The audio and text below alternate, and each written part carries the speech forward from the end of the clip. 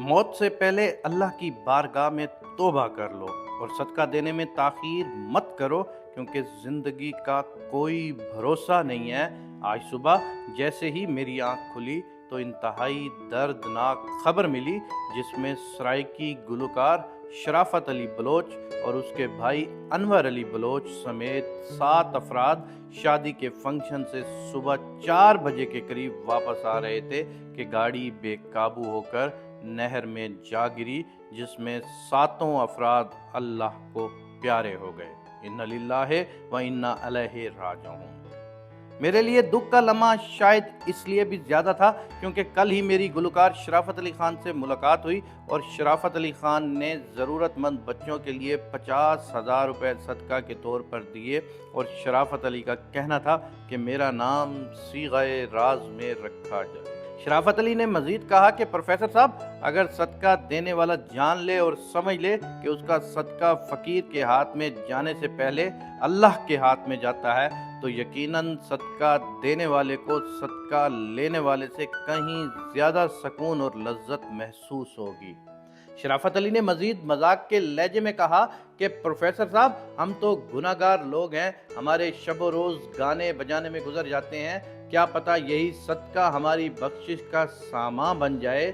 یہ سن کر میں مسکرانے لگا۔ میں اب سوچ رہا ہوں کہ کہنے کو تو شرافت علی گلوکار تھے، لیکن موت سے کچھ وقت پہلے جو انہوں نے اپنا صدقہ دیا، شاید اس کے بدلے میں رب العزت ان کی بخشش فرما کر انہیں جنت الفردوس میں اعلیٰ مقام عطا فرما دے، کیونکہ ہمارا رب بہت غفور الرحیم ہے اور ایک چھوٹی سی نیکی کی بدولت وہ اپنے بندے کو بخش دیتا ہے، کیونکہ ہمارا رب اپنے بندے سے 70 ماہوں سے زیادہ پیار کرتا ہے۔ یہ لمحہ شرافت علی خان کی فیملی کے لیے بہت اذیت ناک ہے کہ جس گھر کے 2 جوان بھائی ایک ہی لمحہ میں دنیا سے رخصت ہو گئے ہوں اور چھوٹے چھوٹے بچے یتیم ہو گئے ہوں، اور ساتھ ان 7 لوگوں میں ان کے 2 بہنوئی بھی شامل تھے اور ان کے بھی چھوٹے چھوٹے بچے یتیم ہو گئے ہوں۔ حساب لگائیے اس ماں باپ کا، ان کے والد تو فوت ہو چکے ہیں، لیکن حساب لگائیے اس ماں کا کہ جس کے 2 جوان بیٹے جو گھر کا واحد کفیل تھے وہ اللہ کو پیارے ہو گئے، اور 2 جوان بیٹیاں بیوہ ہو کر گھر میں بیٹھ گئیں۔ خداوند کریم ایسا دکھ اور ایسی تکلیف کسی دشمن کے گھر میں بھی نہ دے۔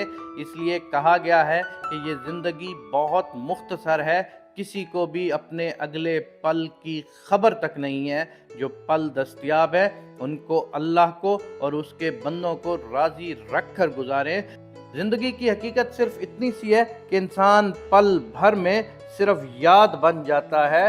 اللہ تعالیٰ شرافت بھائی اور ان کے دیگر ساتھیوں کو جنت الفردوس میں اعلیٰ مقام عطا فرمائے، اور خداوند کریم سے میں اور آپ سب دعا مانگتے ہیں کہ میرے پاک اللہ ہمیں کسی بھی حادثاتی اور ناگہانی موت سے محفوظ رکھنا۔ میرے اللہ، زندگی دینا بھی تیرا فیصلہ ہے اور زندگی واپس لینا بھی تیرا فیصلہ ہے۔ میرے پاک پروردگار، ہم پہ اتنا رحم اور کرم فرما دینا کہ مرنے سے پہلے تیرا کلمہ لا الہ الا اللہ محمد الرسول اللہ پڑھنے کی توفیق مل جائے اور بخشش کا سماع ہو جائے۔ میرے پاک پروردگار، تیرے آگے کسی چیز کی بھی کوئی نہ نہیں ہے۔ میرے پاک پروردگار، ہماری یہ دعا مستجاب فرما دے۔